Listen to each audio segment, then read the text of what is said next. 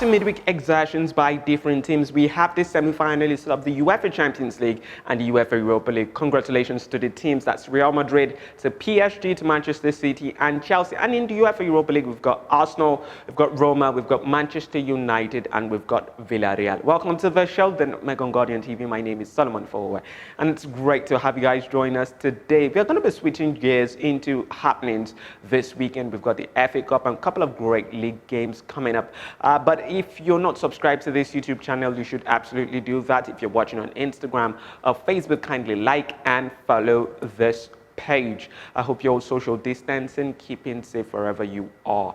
Yes, moving on to things happening this weekend. Joining us on the show today, I'm actually quite excited about this, is a top football analyst. His name is Tolu Olorunmoteni. It's great to have you join us on the show today, Tolu. Hi, Solomon. Thank you for the opportunity. I'm grateful to be here. Let's do this. Yeah, Tolu, just before we go into the preview of the game that we'll be choosing, that's the FA Cup game between Chelsea and Manchester City, I'd like to get your thoughts on, the happenings in the UEFA Europa League, especially, Arsenal and Manchester United qualifying for the semi-finals. What are your thoughts from those games yesterday? And incidentally, I'm wearing an Arsenal jersey this morning, so I guess it's a good place to start. Fortunately for us now, I think they did what they had to do. We all know that they have the quality, but it's been the topsy of the season for them, and they haven't really convinced. I thought it was going to be a struggle. I thought they'd probably get a score draw, maybe 2-2, 3-3. To see them go and take a 3-0 lead in the opening 30 minutes of the game was really unexpected, and to see them do the job in that manner, considering how they struggled in the reverse fixture.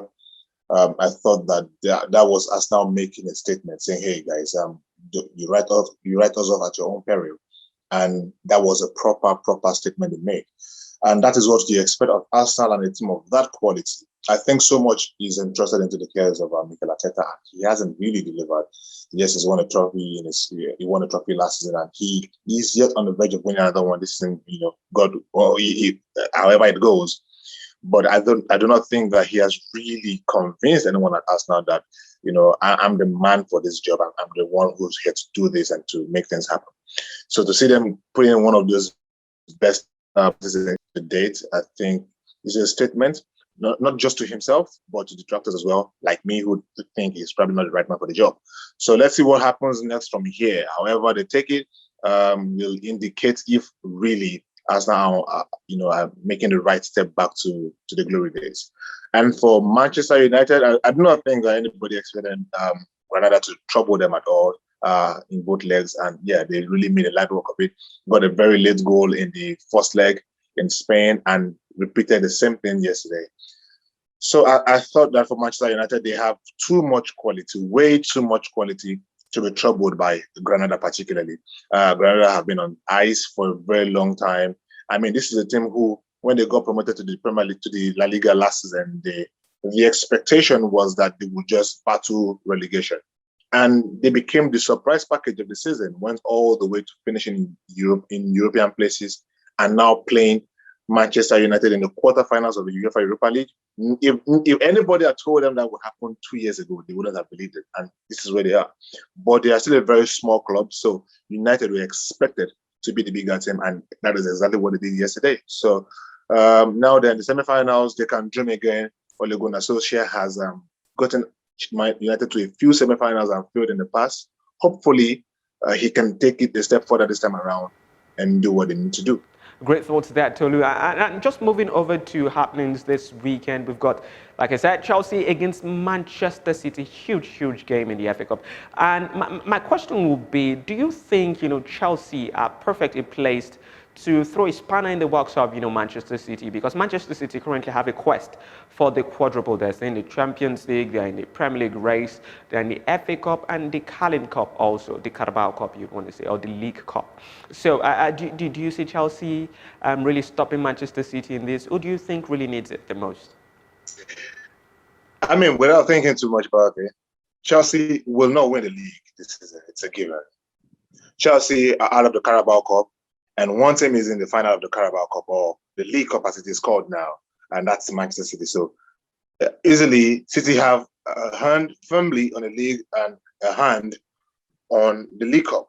They are in the semi-finals of the UEFA Champions League. and now they are in the semi-finals as well of the FA Cup. So there is a chance to win the quadruple, like you rightly mentioned. It's a tough one. But Chelsea should be the hungrier team here because they are just 2 titles they can win this season. I mean, optimistically, the UEFA Champions League and the FA Cup. So they should be the hungrier side. They should be going there thinking, look, City have a season they have a successful season already, as it were. We try to end what has been the tumultuous season on a high. Why not we go out there and give it our all? And if there's any time to take on Manchester City and actually defeat them, I think now is the perfect time. They had tough victories against Borussia Dortmund in the quarterfinals of the UEFA Champions League. They lost to Leeds City despite being numerically advantageous. They lost to Manchester United not too long ago as well. So they've lost 2 of their last 5 games, which is uncharacteristic of City in the large scheme of things. So if there's a time to actually put City back on the foot and have a go at them, it's a one-legged affair. Just go at them. I think it is now. And Chelsea should be in the prime position to do that. As well, the recent run of form since Thomas Tuchel took over must have instilled some sort of confidence in Chelsea, in their own abilities and how they play and how well they're able to defend. At the start of this season, Chelsea looked like a team that couldn't defend to save their lives. They looked like every single attack leads to a goal. And then Thomas Tuchel came and everything changed. So it tells you that they can probably withstand whatever City has to throw at them, and they can hit them on the brakes. They have the Moroccan Ziyech. They have Timo Werner, who has space but has lost a lot of confidence in his own ability. But he has space and is aware. He knows what to do. And they have Mason Mount, who's in incredible form at the moment. So I think they have enough to hurt City. And now is the perfect time to actually have a go at them. It's going to be a tough game, difficult to call where it's going to go because of City's recent failings. But I think that if Chelsea, stick to their own game plan, stick to what we've seen them do in the last few weeks, I think they can surprise Manchester City. And who else? I think they're in a very good position to do just that because they're in a very good run of form as well. And they believe and confidence is back. Okay, moving away from that game, and I'd like to get your thoughts on something. We saw Kevin De Bruyne, a couple of weeks ago, I think last week actually, sign a new 4-year deal with Manchester City, and I'd like to get your thoughts on, how incredible a player he is. He did things quite differently, which he has done almost all through his career. When you're looking at how impressive he is as a footballer, but I'm talking about, the way he negotiated that deal without an agent.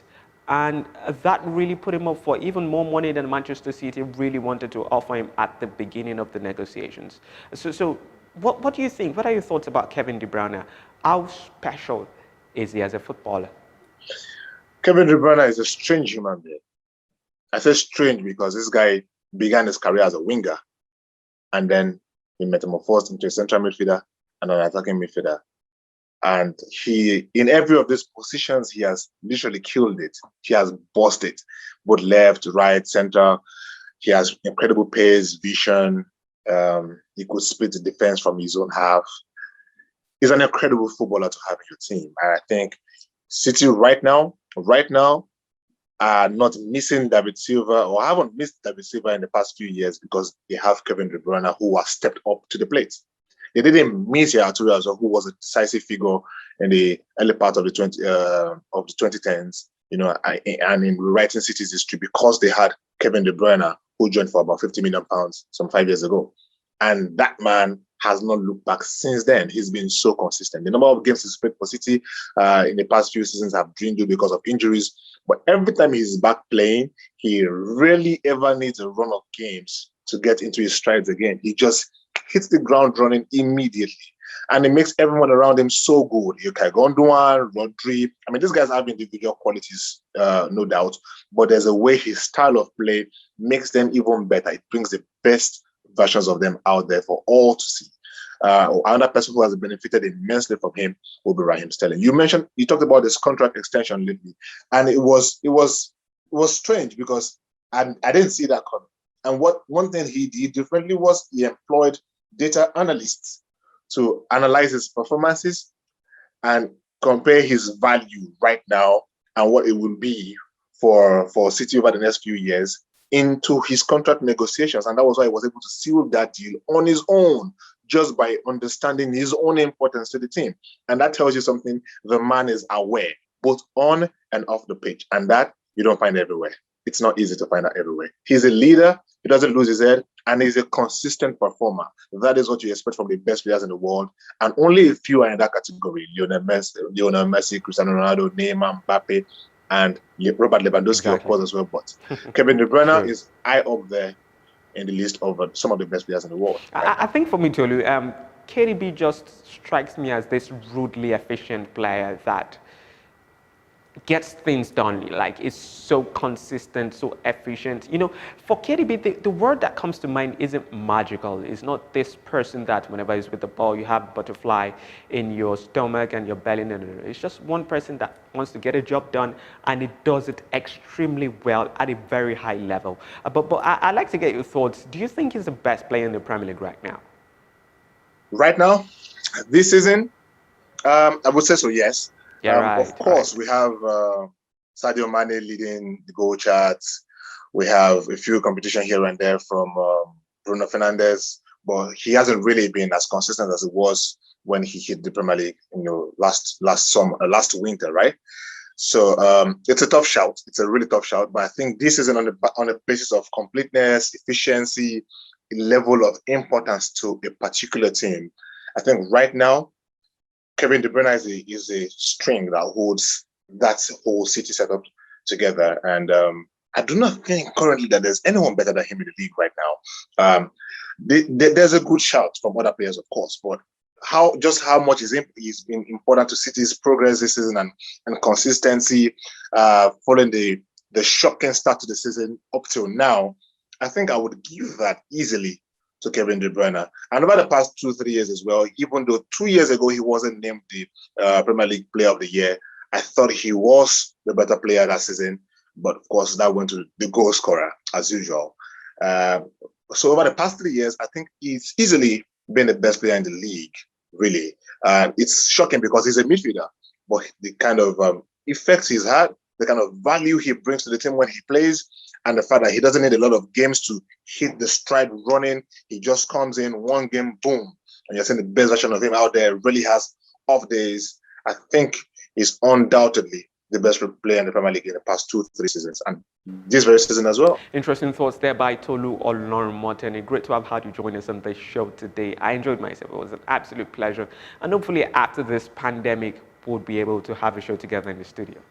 I look forward to that. I look forward to that moment when the pandemic's over and we can record together. Yeah. But thank you very much for having me, mate. I appreciate the privilege as well. And you stay safe as well. Yeah, I will. Thank you so much. Yeah, unfortunately, that's all we can take on the show today. Make sure you enjoy yourself this weekend with so great football across the world. Do not forget, we're back on Monday for the review of everything that happened over this weekend. Make sure you stay safe, you social distance, use your face masks, and do not forget, this has been the Nutmeg.